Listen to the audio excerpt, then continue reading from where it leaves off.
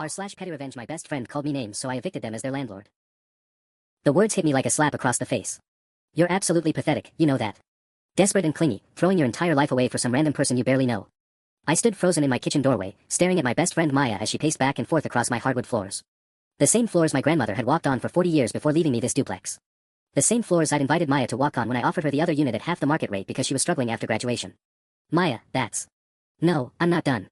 Her voice was sharp, cutting through the air between us like broken glass. Ever since you started dating Alex, you've completely changed. You used to be smart, focused. Now you're just another lovesick idiot who can't see past their next hookup. My hands trembled as I gripped the doorframe. Maya knew exactly where to aim her shots. She'd been there through every awkward high school crush, every college rejection, every night I'd cried wondering if something was fundamentally wrong with me that made relationships so hard. She'd held my hair back when I threw up from anxiety before my first real date freshman year. She knew my deepest insecurities better than anyone. You don't know what you're talking about, I managed, but my voice came out smaller than I wanted. Don't I? Maya whirled around to face me, her dark eyes blazing. 3 weeks. You've known Alex for 3 weeks, and you're already talking about introducing them to your parents. Already spending every free second together. It's embarrassing to watch. The kitchen suddenly felt too small, too hot. Maya and I had been friends since junior year of high school, 8 years of shared secrets, inside jokes, and unwavering loyalty. When she lost her job right after graduation, I didn't hesitate to offer her the other side of my inherited duplex for $800 a month when I could have easily gotten $1,600. She was practically family. I thought you'd be happy for me, I whispered. Maya let out a bitter laugh. Happy? You want me to be happy that my best friend has completely lost herself over someone who's going to ghost her in 2 weeks? Someone who doesn't even know you well enough to realize you're lactose intolerant but still orders you dairy drinks? That detail stung because it was true. Alex had bought me a latte yesterday, and I drunk it anyway rather than correct them. But the way Maya weaponized it, the cruelty in her voice, made something cold settle in my chest. At least Alex wants to spend time with me, I shot back. At least they don't tear me down every chance they get. I'm not tearing you down. I'm trying to save you from making the biggest mistake of your life. But you're too desperate for attention to listen to anyone who actually cares about you. The word desperate landed like a physical blow. I'd confided in Maya just last month about my fears that something was wrong with me, that I was too eager, too much, too desperate when it came to dating. She'd reassured me then, told me I was just selective and that the right person would appreciate my enthusiasm. Now she was using my own insecurities as ammunition. Get out, I said quietly. What? Get out of my house. Maya's expression shifted, confusion replacing anger. Come on, don't be dramatic. I'm just trying to. Get out. As I watched my best friend storm through the front door, slamming it hard enough to rattle the windows, one thought crystallized in my mind with startling clarity. Maya was my tenant. And I was her landlord. I didn't sleep that night. Every time I closed my eyes, I heard Maya's voice echoing through my head, desperate, pathetic, embarrassing to watch. I'd replayed our friendship in my mind, searching for signs I'd missed, moments when her support had been masking judgment. By morning, I'd made a decision that felt both inevitable and terrifying. I pulled out my laptop and searched for the residential tenancy laws in our state. Maya had signed a month-to-month lease. I'd insisted on keeping things official despite our friendship, something that had annoyed her at the time. It's just a formality, I'd said. Now I was grateful for that formality. 30 days notice. That's all I needed to give her. The eviction notice template looked so clinical on my screen. I customized it with Maya's information, my hand steady despite the magnitude of what I was doing. As I typed her name into the form, my phone buzzed with a text. Maya ***, look, I'm sorry about last night. I was stressed about the job hunt and took it out on you. Can we talk, ***? I stared at the message for a long moment. The old me, the me from 2 days ago, would have immediately called her back, eager to smooth things over and pretend the cruelty hadn't happened. But something had shifted inside me during those sleepless hours. The apology felt hollow, like damage control rather than genuine remorse. I turned off my phone and hit print. 20 minutes later, I stood outside Maya's door with the official notice in my hand. The duplex was old but well-maintained, with matching front doors painted the same shade of navy blue my grandmother had chosen decades ago. I'd always loved the symmetry of it, 2 homes, side by side, like Maya and I had been. I slipped the notice under her door and walked away before I could change my mind. My phone exploded with notifications an hour later. Maya ***, what the hell is this? Maya ***, are you seriously trying to evict me over one fight? Maya ***, this is insane. Call me back, ***. Maya ***, I said I was sorry. You're being completely irrational, ***. Maya ***, fine. Don't answer.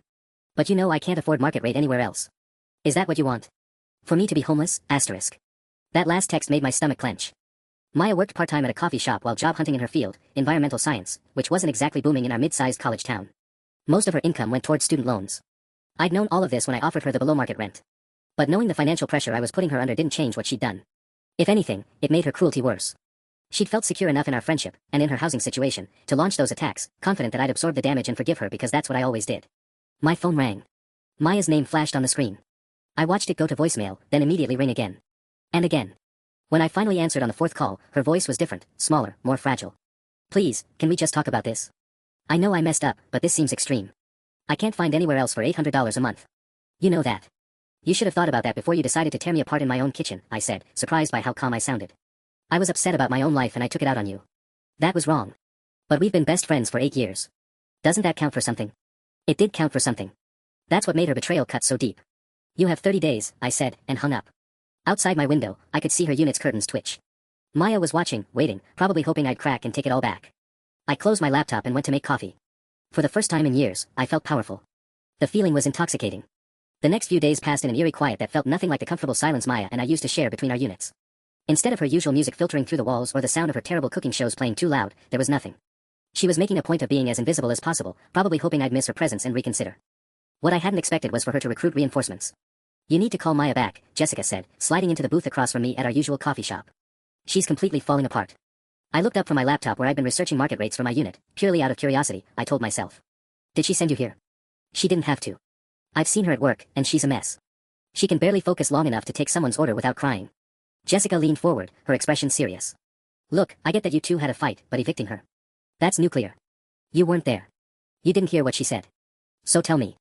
I opened my mouth, then closed it. The words Maya had used, desperate, pathetic, embarrassing, they felt too raw to repeat, too much like admitting they might be true. She crossed a line. What line could possibly be worth destroying your friendship over?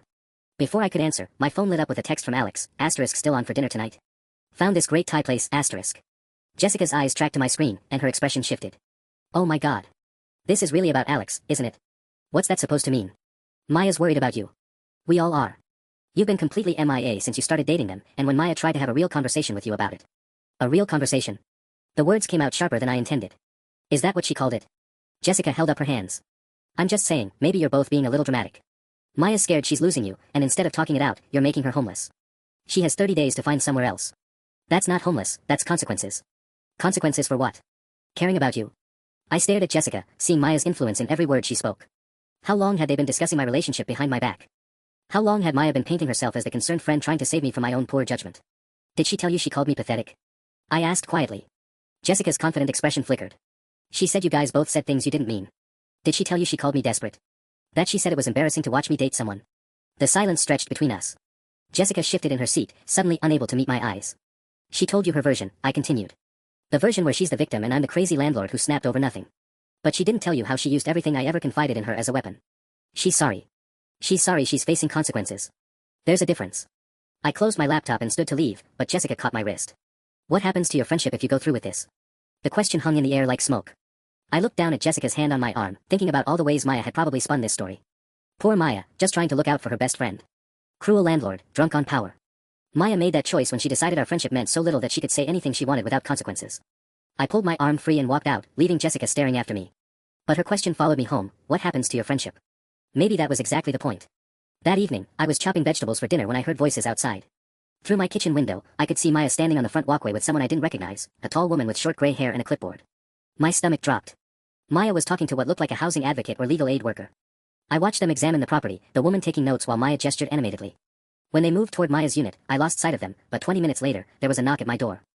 Hi there, the woman said when I opened it, extending her hand. I'm Carol Henderson from the Tenant Rights Coalition. I'm here regarding the eviction notice you served Ms. Patel. My mouth went dry. I'm sorry, what? Maya contacted our organization because she believes this eviction may be retaliatory in nature. May I come in? Retaliatory? Carol's smile was professionally patient.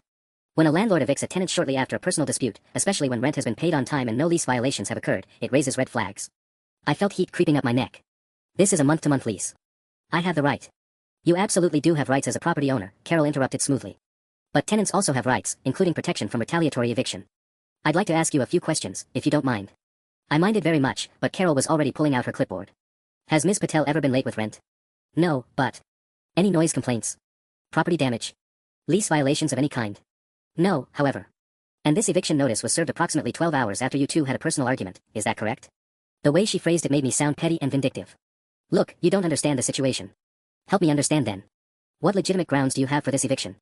I stood there, speechless. Because the truth was, I didn't have legitimate grounds beyond the fact that I didn't want Maya living in my property anymore. The month-to-month lease gave me the legal right to end the tenancy, but Carol was clearly building a case that my motivations were personal rather than professional. Ms. Patel mentioned that you've been friends for 8 years, and that this eviction came immediately after she expressed concern about your new relationship. Is that accurate? She didn't just express concern. What exactly did she say that warrants making her homeless? That word again. Homeless. As if Maya had no options beyond my charity. I need to think about this, I said, stepping back. I don't have to discuss this with you right now. Carol nodded and handed me a business card. Of course. But I should mention that retaliatory eviction claims can be quite serious. If we determine this eviction is retaliatory, Ms. Patel could be entitled to damages, attorney fees, and continued tenancy. I'd suggest consulting with a lawyer. After Carol left, I sat on my couch staring at her business card. The triumphant feeling I'd carried for the past few days was rapidly dissolving into anxiety. Maya hadn't just accepted the eviction, she'd strategized. She'd found a way to make me look like the villain in this situation. My phone buzzed with a text from Alex, asterisk running a few minutes late. Can't wait to hear about your day, asterisk. The irony wasn't lost on me. Maya had accused me of throwing my life away for someone I barely knew, and now I was potentially facing legal action because of my response to those accusations. I looked out the window toward Maya's unit. Her lights were on, and I could see her silhouette moving around inside. She was probably feeling pretty satisfied right about now, having found a way to fight back. But two could play this game. I picked up my laptop and started researching retaliatory eviction laws, looking for loopholes. If Maya wanted to make this complicated, I'd show her just how complicated things could get. The next morning, I sat across from attorney Patricia Chen's pristine mahogany desk, feeling like I was in the principal's office. Her law office smelled like leather and disappointment, and every diploma on her wall seemed to be judging my life choices. So you want to evict your best friend because she hurt your feelings, Patricia said, not looking up from the notes she was taking. That's not, it's more complicated than that. Is it? She finally looked at me over her reading glasses. Because from a legal standpoint, Ms. Rodriguez, this looks exactly like retaliatory eviction. Your friend pays rent on time, follows the lease terms, and then suddenly gets an eviction notice the day after you two have a personal disagreement. I shifted in the uncomfortable chair. What about my rights as a property owner? You have rights, absolutely. But so does she. And right now, her case looks stronger than yours. Patricia leaned back in her chair. Tell me exactly what she said to you. So I did. I repeated Maya's words, watching Patricia's expression for some sign that she understood how cruel they'd been. Instead, she just kept taking notes. Okay, she said when I finished. That's certainly hurtful. But hurt feelings don't constitute legal grounds for eviction. A judge is going to see this as a personal dispute that you're using your position as landlord to win.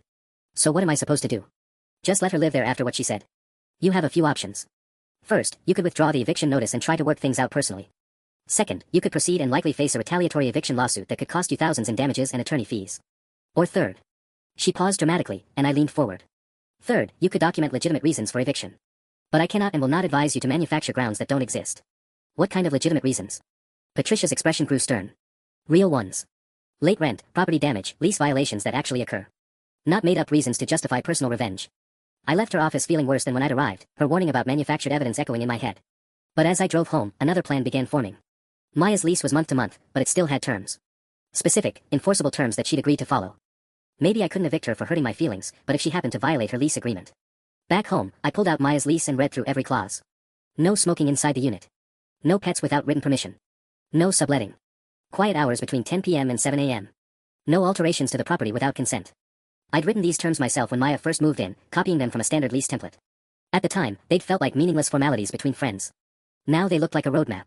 That evening, Alex came over for dinner, and I found myself watching Maya's unit obsessively through my kitchen window. Earth to you, Alex said, waving a hand in front of my face. You've been staring outside for 10 minutes. Sorry, just landlord stuff. Everything okay with your tenant? The casual way Alex said tenant instead of best friend struck me. To them, Maya was just another renter, not someone who'd been part of my life for 8 years. It was such a clean, simple way to view the situation. Just some complications, I said. Nothing I can't handle. Around 10:30 p.m., Maya's music started. It wasn't particularly loud, barely audible through the walls, but it was after quiet hours. I grabbed my phone and started recording a voice memo, documenting the time and the violation. This is day one of documenting noise violations, I whispered into my phone, feeling both vindictive and slightly ridiculous. But if Maya wanted to play legal games, I'd show her who held all the cards. The documentation became an obsession. Over the next week, I logged every minor infraction I could find, Maya's music playing until 10:47 p.m. on Tuesday, her friend's car parked in my designated spot for 20 minutes on Thursday, the smell of cigarette smoke drifting from her patio Friday evening, though I couldn't definitively prove she was the one smoking. I kept a notebook now, recording times and details with the methodical precision of someone building a legal case. Because that's exactly what I was doing. But Maya wasn't making it easy. It was like she knew I was watching, waiting for her to slip up. She'd become the model tenant, almost aggressively perfect in her compliance. No late-night music, no unauthorized guests, no trace of the casual rule-bending that had never bothered me before. The whole thing was exhausting. I found myself staying awake past midnight, listening for any sound that might constitute a violation. I'd installed a decibel meter app on my phone and lurked by our shared wall like some kind of acoustic detective.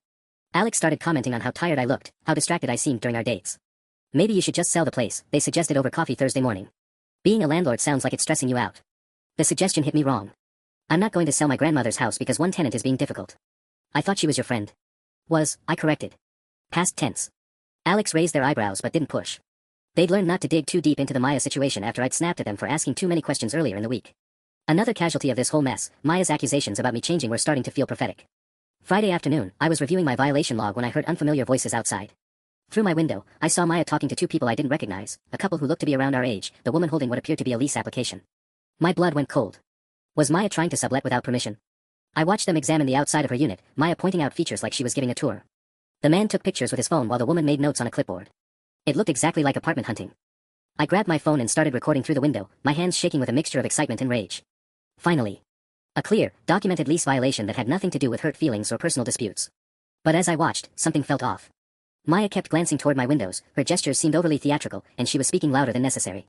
When she pointed directly at my unit and said something that made the couple laugh, a horrible realization crept over me. She knew I was watching. This whole thing was a performance. 20 minutes later, Maya walked the couple to their car and waved goodbye with an exaggerated friendliness that confirmed my suspicions. As soon as they drove away, she turned toward my window and smiled, a cold, knowing expression that made my stomach drop. My phone rang immediately. Enjoy the show. Maya's voice was sickeningly sweet when I answered. What the hell was that? What was what? I'm allowed to have friends over, aren't I? Or are you going to add no visitors to your little violation diary? The way she said violation diary told me everything I needed to know. Somehow, she'd figured out what I was doing. Those people had paperwork. Applications for their own apartment search. I'm helping them look for places since I know how brutal the rental market can be. Her voice turned sharp. Especially when landlords abuse their power. I hung up, my face burning with humiliation. Maya had outmaneuvered me again, and worse, she'd made it clear that she was 10 steps ahead of whatever game I thought I was playing. Outside my window, her curtains moved. She was still watching, probably enjoying every second of my frustration. This wasn't over. Not even close. That night, I couldn't sleep. Every creak of the old duplex sounded amplified, every car passing outside made me think someone else was coming to document my harassment of Maya. I'd become a prisoner in my own home, jumping at shadows and second-guessing every decision. Around 3 a.m., I heard it, the unmistakable sound of multiple voices coming from Maya's unit. Not just talking, but laughing, music playing, the distinct clink of bottles. A party. A loud, lease-violating, perfectly documented party happening well past quiet hours. I grabbed my phone and started recording, my heart racing with vindication. This was it. This was my smoking gun. But as I pressed my ear to the wall, trying to capture the clearest audio, the sound suddenly stopped. Complete silence, like someone had hit a mute button. Then, after exactly 30 seconds, Maya's voice came through the wall, crystal clear. I know you're listening. My blood turned to ice. I pulled back from the wall like it had burned me. The walls are thin, and you're not as subtle as you think. Maya's voice was calm, conversational, like she was talking to a friend. Did you get enough audio for your little evidence collection? I couldn't move. Couldn't breathe. She'd been playing with me this entire time. You want to know the really sad part? Maya continued, and I could hear her moving around, probably packing. I actually felt guilty about what I said to you. I came over that night to apologize, really apologize, and try to fix things. But then you slipped that eviction notice under my door like some corporate slumlord. I heard what sounded like boxes being dragged across the floor. So I did some research. Talked to some people. Turns out you've been so focused on trying to catch me violating my lease that you haven't been paying attention to whether you're violating yours. My mouth went dry. What? Did you know that recording your tenants without their consent is illegal in this state? Or that entering tenant property, even just the yard, to gather evidence without 24-hour written notice is a violation of privacy rights? The coffee shop. She'd seen me photographing her patio area Tuesday morning, looking for evidence of the cigarette smell. I thought she was at work. Carol from the Tenant Rights Coalition was very interested in your documentation project. Turns out landlord harassment is a bigger legal issue than retaliatory eviction. Footsteps approached the wall, and Maya's voice became clearer. I'm moving out tomorrow. Not because you're evicting me, but because I choose to leave. I found a better place with a landlord who isn't completely unhinged. A pause. I'll be taking your little surveillance hobby up with the housing authority, though. Future tenants should know what they're dealing with. Maya. Save it. You had a chance to be decent, to talk to me like the friend I thought you were. Instead, you chose to become everything you used to complain about, petty, vindictive, drunk on the tiniest bit of power. I heard the unmistakable sound of tape being pulled from a dispenser. She really was packing. Alex seems nice, by the way. I hope they don't mind dating someone who destroys 8-year friendships over 3 weeks of romance. Though I guess they'll find out what you're really like eventually. The words hit their mark perfectly. Every insecurity I tried to bury came flooding back, that I was too much, too intense, too desperate for love to think clearly. Goodbye, landlord, Maya said, her voice dripping with disdain. Enjoy your empty house and your guilt. The sounds from her unit resumed, boxes, footsteps, the systematic dismantling of a life I'd helped her build. I sank to my kitchen floor, still clutching my phone with its useless recordings. Tomorrow, Maya would be gone, but somehow I felt like I was the one who'd lost everything. The next morning, I watched through my blinds as Maya loaded box after box into a U-Haul truck. She'd recruited what looked like half our college friend group to help, people I hadn't spoken to in months but who apparently knew all about our situation. Every time someone glanced toward my unit, their expressions ranged from disappointment to outright disgust. I was the villain in this story. Somehow, despite being the one who'd been attacked and humiliated in my own kitchen, I'd become the bad guy. My phone buzzed with a text from Alex, *, want to grab lunch. You've seemed stressed lately, *. The irony was suffocating. Maya's prediction was already coming true, my behavior over the past 2 weeks had been erratic, obsessive, nothing like the person Alex had started dating. How long before they started questioning what they'd gotten themselves into? Around noon, there was a knock at my door. I opened it expecting to see Maya coming to return her keys, but instead found Jessica standing on my porch with her arms crossed. I came to get Maya's security deposit, she said coldly. She asked me to handle it since she doesn't trust herself to stay civil. She's not entitled to the full deposit, I said automatically. There needs to be a walkthrough, documentation of any damages. Are you serious right now? Jessica's voice rose. You've spent 2 weeks stalking her like some kind of psychopath, and now you want to nickel and dime her security deposit? I wasn't stalking. Maya showed me the recordings you made through her windows. She has videos of you lurking around her patio with your phone out. Do you have any idea how creepy that is? Heat flooded my face. I was documenting lease violations. You were harassing your best friend because she hurt your feelings. Jessica stepped closer, her eyes blazing. The Maya I know has been nothing but loyal to you for 8 years. She's talked you through every crisis, celebrated every victory, put up with your anxiety spirals and relationship drama without complaint. And the first time she tries to give you honest advice. Honest advice? The words exploded out of me. She called me pathetic. She said I was desperate and embarrassing. Because you are. The words hit like a physical slap. Jessica's face immediately showed regret, but it was too late, the truth had spilled out. I'm sorry, I didn't mean. No, you did mean it. My voice came out eerily calm. You all think it. That's what this has been about from the beginning. Jessica's shoulders sagged. That's not, look, we're worried about you. You've been completely consumed by this relationship with Alex. You cancelled our book club 3 times, you missed Sarah's birthday party, you haven't returned anyone's calls unless it's about Maya. And when your oldest friend tried to talk to you about it, she tried to tear me down. She tried to get your attention. You've been so wrapped up in proving you're not desperate that you become exactly what she was worried about, someone who throws away everything that matters for a 3-week romance. I stared at Jessica, seeing the truth reflected in her expression. Our entire friend group had been discussing me, analyzing my relationship, reaching consensus that something was wrong. Maya hadn't been speaking for herself that night, she'd been speaking for all of them. Get off my property, I said quietly. Just give me the deposit check and I'll leave. I went inside and wrote out the check with shaking hands, adding a note, * property returned in acceptable condition. No damages assessed, * it felt important to be professional, to prove I wasn't the petty landlord they thought I was, even though every interaction for the past 2 weeks suggested otherwise. When I returned, the U-Haul was gone. Maya's unit stood empty, windows bare, no sign that my best friend had ever lived there. Jessica took the check without looking at me. For what it's worth, Maya still cares about you. That's why this is so hard for her. After she left, I stood in my empty duplex, truly alone for the first time since inheriting it. The silence felt different now, not peaceful, but hollow. I'd won. Maya was gone, just like I'd wanted. So why did it feel like I'd lost everything? The house felt like a mausoleum for the next 3 days. Every sound echoed differently without Maya's presence next door, no morning coffee routine, no terrible singing in the shower, no late-night Netflix binges bleeding through the walls. I'd gotten what I wanted, but the victory tasted like ash. Alex noticed immediately when they came over Thursday night. It's so quiet, they said, glancing toward Maya's empty unit. When is your new tenant moving in? I haven't decided if I want another tenant, I lied. The truth was I'd been avoiding even thinking about it. The idea of interviewing strangers, of pretending to be a normal landlord after everything that had happened, felt impossible. Maybe that's for the best, Alex said carefully. Being a landlord seems really stressful. You've been different these past few weeks. There it was. The conversation I'd been dreading, delivered with a kind of gentle concern that somehow hurt worse than Maya's brutal honesty. Different how? Alex hesitated, clearly weighing their words. Distracted. On edge. Sometimes when you're talking about Maya, about the tenant situation, you get this look in your eyes that's kind of. They trailed off. Kind of what? Intense. In a way that makes me worry about you. I felt something cold settle in my stomach. Maya said I was pathetic and desperate. Was I supposed to just take that? Of course not. But evicting her. Watching her through windows. It feels like it consumed you. Alex reached for my hand.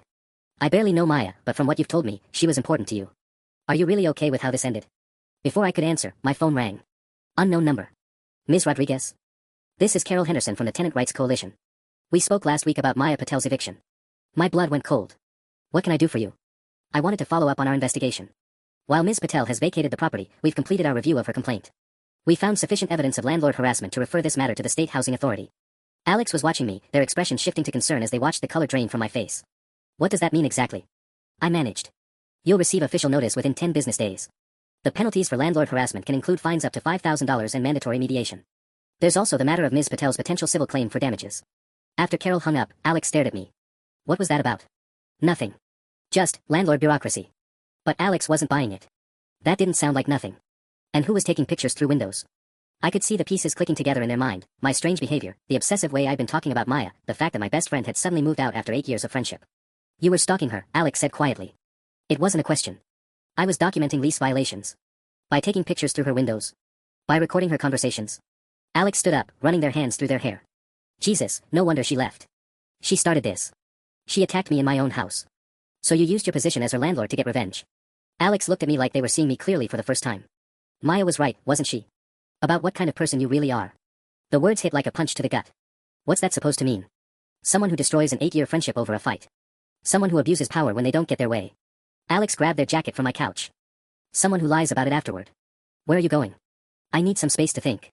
This whole situation, it's not what I signed up for.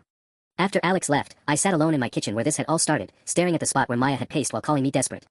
The house felt enormous and suffocating at the same time. My phone buzzed with a text from an unknown number, *, this is Maya. Using Jessica's phone. I heard about the housing authority investigation. I never wanted it to go this far. If you want to talk, I'm staying at Jessica's until I find a permanent place, *. I stared at the message for 20 minutes before typing back, there's nothing to talk about. But even as I sent it, I wasn't sure I believed it anymore. The housing authority notice arrived on a Tuesday, delivered by certified mail that required my signature. The envelope felt heavier than it should have, like it contained more than just paperwork. It held the official confirmation that I'd become exactly the kind of landlord I used to complain about. Following investigation into complaint #2024-1847, this office has determined that sufficient evidence exists to substantiate claims of landlord harassment against the above-referenced property owner. The words blurred together as I scanned the document. $5,000 fine. Mandatory landlord training. A black mark on my record that would follow me if I ever tried to rent to anyone else. But worse than the financial penalties was the clinical language describing my behavior, *, systematic surveillance, retaliatory conduct, abuse of landlord-tenant relationship. *. I was still sitting at my kitchen table in my pajamas, staring at the notice, when Alex knocked on my door at 6 p.m. We hadn't spoken in 4 days, the longest silence since we'd started dating. We need to talk, they said when I opened the door. Their expression was carefully neutral, which somehow felt worse than anger would have. If this is about the other night, it's about everything. Alex stepped inside but didn't sit down, staying near the door like they might need to escape quickly. I've been doing a lot of thinking, and I keep coming back to the same question, what happens the first time we have a real fight? My stomach dropped. What do you mean? You evicted your best friend over an argument. You stalked her, recorded her, tried to manufacture reasons to destroy her life. All because she said some things that hurt your feelings. Alex's voice was steady, but I could see their hands shaking slightly. What happens when I inevitably say something that upsets you? What kind of revenge do you cook up for me? That was different. Maya knew exactly where to hit me. And you think I won't? You think in a relationship, we're never going to discover each other's soft spots and accidentally, or intentionally, hit them? Alex shook their head. The way you handled conflict with someone you'd known for 8 years terrifies me. I've known you for a month. The rational part of my brain could hear the logic in what they were saying, but desperation was drowning out reason. I was protecting myself. I was setting boundaries. You were punishing someone for hurting your pride. Alex finally sat down, but on the very edge of my couch, ready to bolt. And the scariest part is, you still don't see it. You're still the victim in your version of this story. Before I could respond, my phone started ringing. Maya's name flashed on the screen, her actual number this time, not Jessica's. Alex glanced at the phone, then back at me. Answer it. I don't want to. Answer it. Let me hear how you talk to someone who used to be the most important person in your life. My hands were shaking as I accepted the call. What do you want, Maya? I just got off the phone with the housing authority. Maya's voice was tired, drained of the anger that had fueled our last conversation. They're moving forward with the fine and the training requirement. Congratulations. You got what you wanted. Alex winced at my tone, but I couldn't seem to stop myself. What I wanted was my friend back, Maya said quietly. What I wanted was for you to call me and say, let's talk this out like adults. What I wanted was for you to prove that 8 years meant more than 3 weeks. You called me pathetic. And you made me homeless. Do you really think those things are equivalent? Maya's voice cracked slightly. I said cruel things when I was scared of losing you. You systematically tried to destroy my life. Alex was watching me intently, studying my reaction. I could feel the weight of their judgment, the way they were cataloging every word for evidence about who I really was. I'm dropping the civil suit, Maya continued. Not because you deserve it, but because I can't keep doing this. It's killing me. The line went dead, leaving me staring at my phone while Alex stared at me. She's dropping a lawsuit against you, Alex said slowly. There was a lawsuit. I opened my mouth to explain, to minimize, to somehow make this sound less awful than it was. But looking at Alex's face, I realized it was already too late. There's more, isn't there? Alex's voice was barely above a whisper. More you haven't told me. I couldn't meet their eyes. The housing authority notice was still spread across my coffee table like evidence at a crime scene, and Maya's words echoed in my head, systematically tried to destroy my life. The lawsuit was just her being dramatic, I said weakly. She was trying to scare me. A lawsuit for what, exactly? The silence stretched between us like a chasm. Alex deserved the truth, but saying it out loud would make it real in a way I wasn't ready for. Emotional distress. Loss of housing. The harassment stuff. Each word felt like pulling glass from my throat. Her lawyer said I'd caused her to lose work shifts because she was too stressed to function properly. Alex stood up abruptly, pacing to my window, the same window I'd watched Maya through with my phone camera. How much money was she asking for? $15,000. $15,000. Alex repeated the number like they were trying to make it make sense. Your best friend sued you for $15,000, and you thought that wasn't worth mentioning? It doesn't matter now. She's dropping it. It matters because it shows how far this went. Alex spun around to face me, their composure finally cracking. You didn't just evict her. You didn't just spy on her. You damaged her so badly that a lawyer thought she had a case for $15,000 in damages. I wanted to argue, to defend myself, but the housing authority's clinical language kept running through my head. Systematic surveillance, abuse of landlord-tenant relationship, those weren't Maya's emotional interpretations, those were legal conclusions drawn by people who'd reviewed evidence. She hurt me first, I said, but even to my own ears it sounded pathetic. She said words. Mean words that hurt your feelings. Alex grabbed their keys from my counter. You tried to ruin her life. Where are you going? Home. I need to think about whether I can be with someone who... They trailed off, shaking their head. I need to think. After Alex left, I found myself doing something I hadn't done in 2 weeks. I really thought about Maya. Not as my problem tenant or my legal adversary, but as the person who'd driven me to the emergency room when I had food poisoning sophomore year. Who'd helped me move into this house after my grandmother died, crying with me as we packed away 60 years of memories. Who'd been the first person I called when I got my first job offer, squealing so loud on the phone that her neighbors complained. I walked through the duplex, seeing it through different eyes. The guest bedroom where Maya had slept countless times during college when her roommate brought dates home. The kitchen where we'd cooked elaborate holiday meals for friends who couldn't afford to fly home. The living room where we binged entire seasons of terrible reality TV, making up drinking games and inside jokes that no one else understood. This house had been our house, in all the ways that mattered. And I'd weaponized it. My phone buzzed with a text from my mom, *, how's Maya doing? Haven't seen her posts lately and you never mention her anymore, *. My parents adored Maya. She'd been at every family dinner, every birthday celebration, every major holiday for the past 4 years. My mom still tagged her in Facebook posts about articles she thought we'd both find interesting. My dad asked about her career prospects every time we talked. How was I supposed to explain that I destroyed the closest friendship I'd ever had because she'd been honest about my relationship patterns? I typed and deleted a dozen responses before settling on, *, we're both fine. Just busy with work stuff, *. But as I sent it, I realized that wasn't remotely true. Neither of us was fine. Maya was couch surfing at Jessica's, dealing with a housing authority complaint and the stress of finding a new place while working part-time. I was facing legal penalties, relationship problems, and the slow realization that I'd become someone I didn't recognize. And for what? To prove that I wasn't pathetic and desperate. I'd never felt more pathetic in my life. I was scrolling through apartment listings the next morning, half-heartedly looking at potential tenants for Maya's unit, when my doorbell rang. Through the peephole, I saw a middle-aged man in a suit holding an official-looking folder. "Process server," he announced when I opened the door. "Are you the property owner for this address?" My heart sank as he handed me the papers. Even though Maya had said she was dropping the civil suit, apparently that conversation happened after her lawyer had already filed the paperwork. The lawsuit was real, officially demanding $18,000 in damages, $3,000 more than Maya had mentioned. I was still reading through the legal jargon when my phone rang. My landlord insurance company. "Ms. Rodriguez, we're calling regarding a claim that's been filed against your policy," the representative said in that carefully neutral tone insurance people perfected. "We need to schedule an interview to discuss the allegations of landlord harassment." Interview. It's standard procedure when there are potential coverage issues. The policyholder needs to provide their version of events so we can determine if the claim falls under covered activities. My stomach dropped. What if it doesn't fall under covered activities? Then you'd be personally liable for any damages awarded, plus your own legal defense costs. After hanging up, I sat staring at the lawsuit papers spread across my kitchen table. Maya was asking for compensation for lost wages, moving expenses, emotional distress, and something called punitive damages for egregious landlord conduct. Her lawyer had included photos I'd never seen, screenshots of me lurking outside her windows, copies of my obsessive violation logs with timestamps, even a recording of me pacing in my own kitchen while clearly agitated. She'd been documenting my behavior just as methodically as I'd been documenting hers. My phone buzzed with a text from Alex, *, can we meet for coffee? There's something I need to tell you, *. The coffee shop was crowded, but I spotted Alex immediately at a corner table, their posture rigid with the kind of tension that preceded bad news. They'd ordered for both of us, my usual latte sitting untouched as I slid into the booth across from them. "I talked to Maya," Alex said without preamble.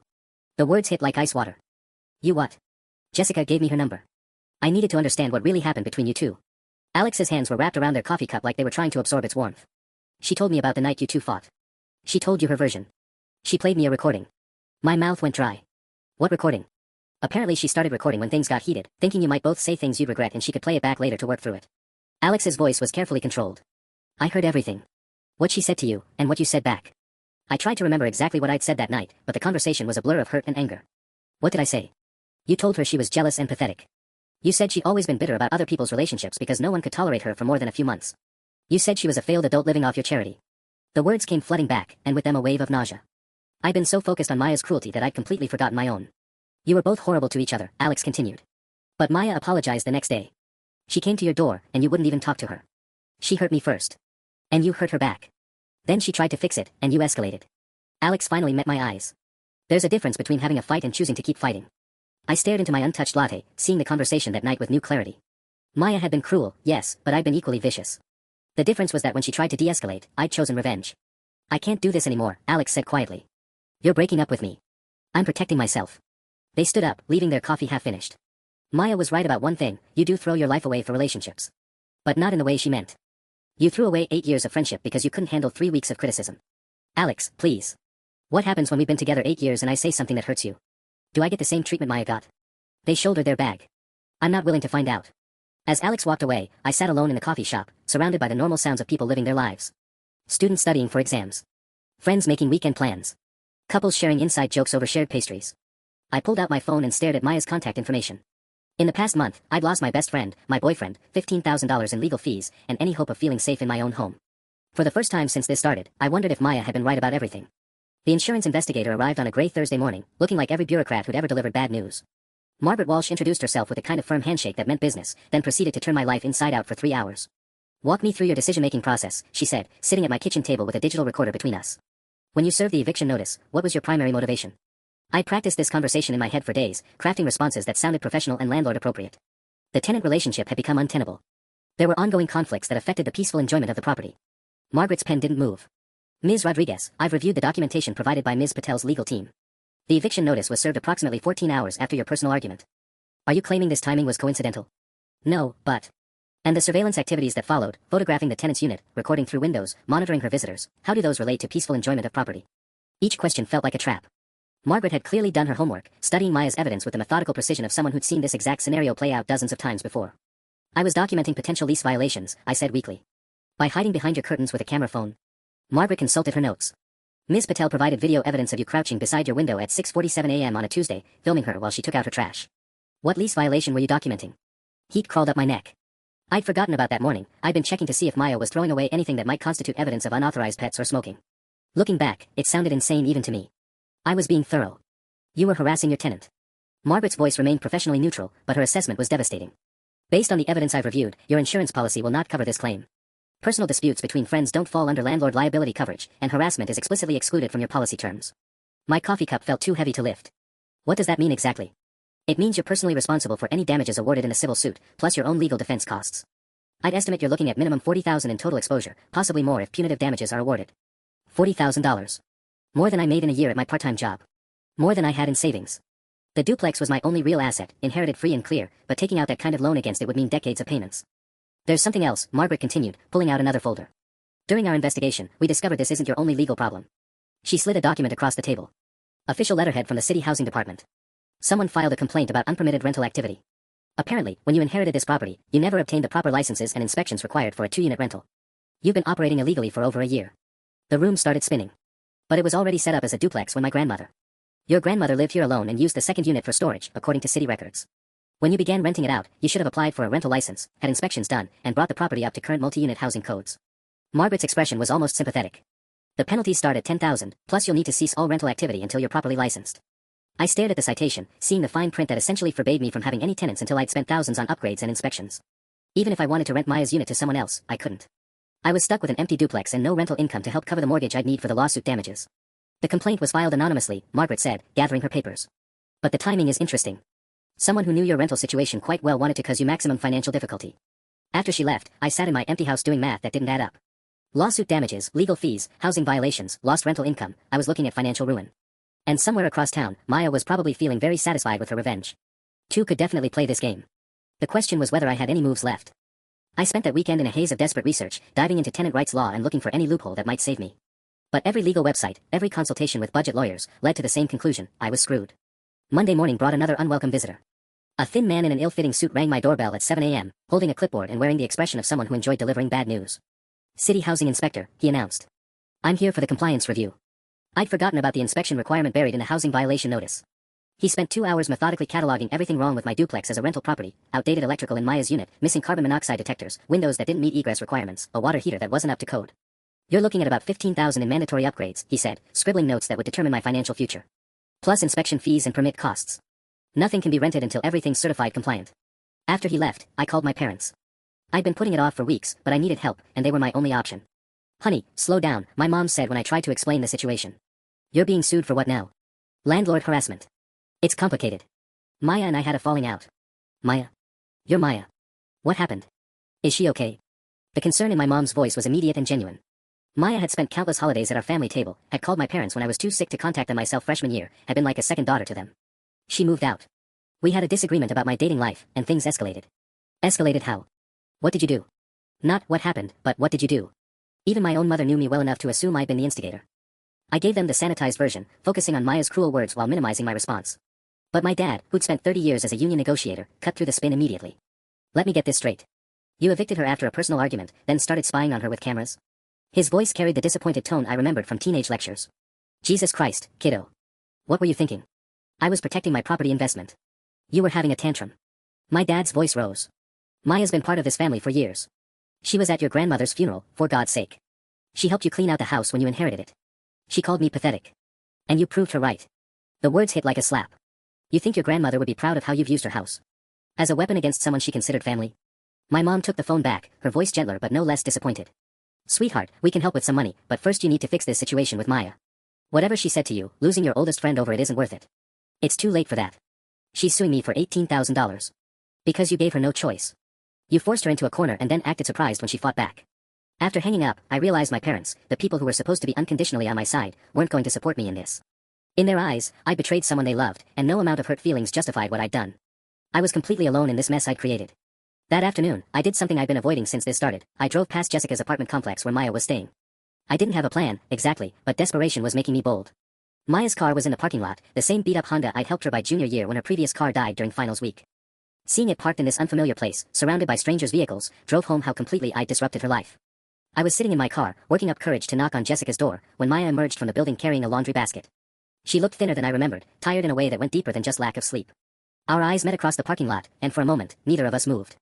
Then Maya's expression hardened, and she turned away, walking determinedly toward the laundry room without acknowledging my presence. I followed her. I followed Maya into the laundry room, my heart hammering against my ribs. She was aggressively shoving clothes into a washing machine, her movements sharp and angry. When she noticed me behind her, she froze. What are you doing here? Her voice was flat, exhausted. I came to talk. Through your lawyer, remember? That's what you said. She slammed the washer lid shut. Or are you here to take pictures of me doing laundry? Add it to your surveillance collection. The words stung because they were fair. Maya, please. I know I messed up. Messed up? She whirled around, and I could see tears threatening in her eyes. You tried to destroy my life. You stalked me, harassed me, cost me my housing and my peace of mind. And now you show up here like what? We're going to have some heartfelt conversation and everything goes back to normal. I want to make this right. You can't. The words echoed in the small room. Do you have any idea what the past month has been like for me? I've been sleeping on Jessica's couch, using all my savings for legal fees, having panic attacks every time someone knocks on a door because I think it might be you with more papers. I felt tears starting in my own eyes. I never wanted it to go this far. Yes, you did. When I tried to apologize the next day, you chose this. Every single step of the way, you chose escalation over resolution. Maya's voice cracked. I lost my best friend and my home in the same night, and you made sure I couldn't get either one back. We stood there in the fluorescent lighting, surrounded by the hum of washing machines, and I finally saw the situation clearly.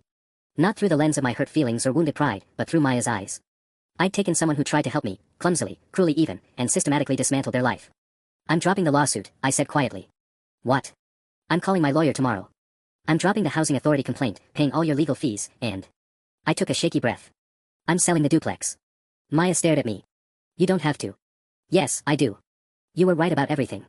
I threw away 8 years of friendship over 3 weeks of dating someone who left me anyway. I became exactly the kind of person I always said I hated, someone who uses power to hurt people when they don't get their way. Why? Maya's voice was barely a whisper. Because I was scared you were right about me being desperate. Because I was embarrassed that everyone could see what I couldn't, that I was changing into someone awful for someone who barely knew me. I wiped my eyes with my sleeve. Because when you held up a mirror, I decided to smash it instead of looking at what it showed me. Maya leaned against the washing machine, suddenly looking as exhausted as I felt. I shouldn't have said those things. I was scared of losing you, and I lashed out. You were trying to save me from making a mistake. And instead of listening, I proved everything you said about me was true. We stood in silence for a moment, the weight of everything that had happened settling between us. I don't know if we can go back, Maya said finally. I know. I just needed you to know that you were right, and I'm sorry. I headed for the door, then turned back. For what it's worth, you were the best friend I ever had. I'm sorry I forgot that when it mattered. Walking away from that laundry room felt like closing a book on the most important relationship of my life. But for the first time in weeks, I felt like myself again, flawed, regretful, but finally honest about who I'd become. It wasn't much, but it was a start.